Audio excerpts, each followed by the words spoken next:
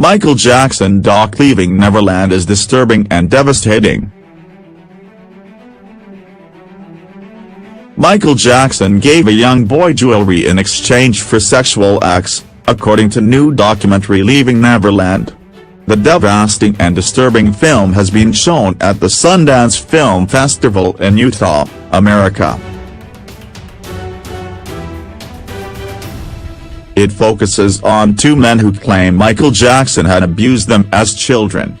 His estate denied the claim, saying it's an outrageous and pathetic attempt to exploit and cash in on the singer, who died in 2009.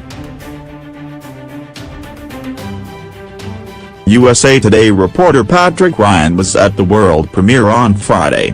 Wade Robson and James Cox say they were aged 7 and 10 when the singer befriended them and their families. Now in their 30s, they claimed they were sexually abused by Michael Jackson. He always denied the allegations when he was alive.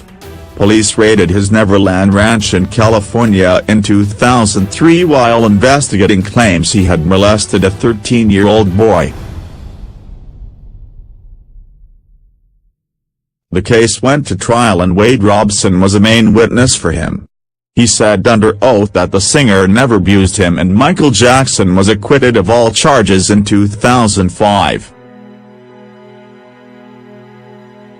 Since then, Wade Robson has become a father, and in an interview in May last year he said after 2 nervous breakdowns he finally revealed to his therapist the dark secret he'd been hiding.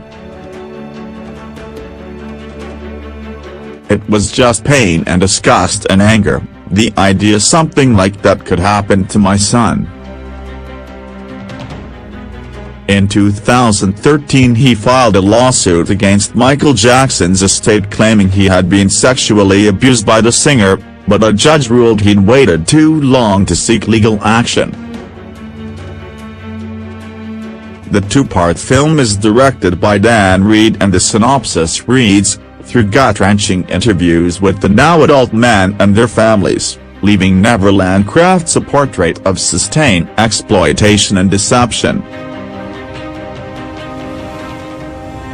Reporter Adam B. Very watched it and posted afterwards, a deeply emotional Wade Robson and James Cox receive a standing ovation after the screening of Leaving Neverland.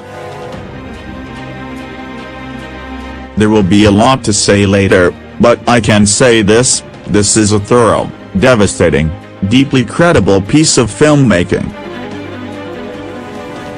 Keith Turnan, a film critic for the LA Times, posted, #Sundance Film Festival first, introducing the screening of the disturbing Leaving Neverland Michael Jackson documentary. Fest topper John Cooper announced there will be healthcare professionals in the Egyptian theater lobby if needed. This is one intense film. And film critic for US Weekly Mara Reinstein put, shaking. Wow. We were all wrong when we cheered for Michael Jackson. Because of Wade Robson and James Cox's previous support of Michael Jackson and claims that he never molested them, his fans have asked the festival to pull it, while his own estate has hit back at the project in a statement. The film takes uncorroborated allegations that supposedly happened 20 years ago and treats them as fact.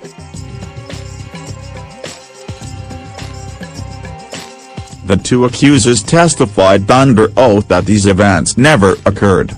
They have provided no independent evidence and absolutely no proof in support of their accusations, which means the entire film hinges solely on the word of 2 perjurers. They go on to say that because the filmmaker purposefully decided not to interview anyone else other than the 2 men and their families, he neglected fact-checking so he could craft a narrative so blatantly one-sided that viewers never get anything close to a balanced portrait.